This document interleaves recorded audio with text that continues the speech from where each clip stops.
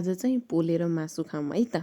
High guys, welcome to my mini vlog. मैले चाहिँ एक चुड्कीमै आगो बालेपछि फ्रिजमा मासु थियो अनि टक्क मासु निकालेँ, पुरै आइस भएको कि। अनि एक एक पिस मैले निकालेँ। त्यसपछि मम्मीले त मैले चिजोमा राखिदिन्छु भन्नुभयो। बिचरा मम्मीको दाँत पनि दुखेको थियो कि। अनि त्यसपछि मैले चाहिँ आगोमा पोल्नलाई स्टार्ट गरेँ। आगोमा राखेँ मासुलाई। अनि पोल्दै एक दुई पिस चाहिँ पाकिसकेको थियो। अनि त्यसपछि मैले त्यो चेक गरेँ। अनि त्यो चेक गर्दा फेरि मलाई खासै त्यस्तो मिठो लागेन कि।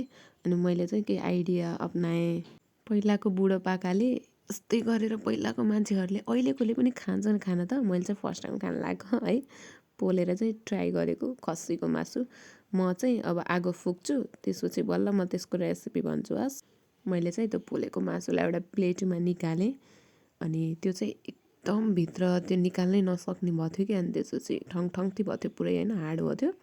अनि त्यसलाई चाहिँ मैले मजाले निकालेँ। अनि खानलाई त मेहनत पनि त गर्नु पर्यो नि, होइन र। अनि मैले मजाले त्यसलाई एउटा प्लेटमा निकालेपछि मैले यता कागती काटेँ। अनि टक्क मैले कागती त्यो माथिबाट छर्केँ।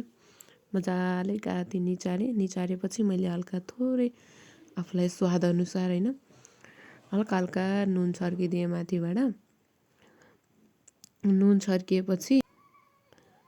छर्किएपछि अनि चाट मसला पनि थियो। चाट मसला पनि भएको जति सबै खनाइदिएँ। त्यसैमा बेहिया रहेछ, थोरै थियो, खनाइदिएँ। त्यसपछि मैले हल्का त्यसलाई मिक्स गरेपछि मैले खाएको त यस्तो मिठो लाग्यो नि। यस्तरी चाहिँ मिठो हुने रहेछ भन्ने भयो। यदि हजुरहरूले पनि खानु छ भने यस्तै गरेर खानु होला। Thank you for watching.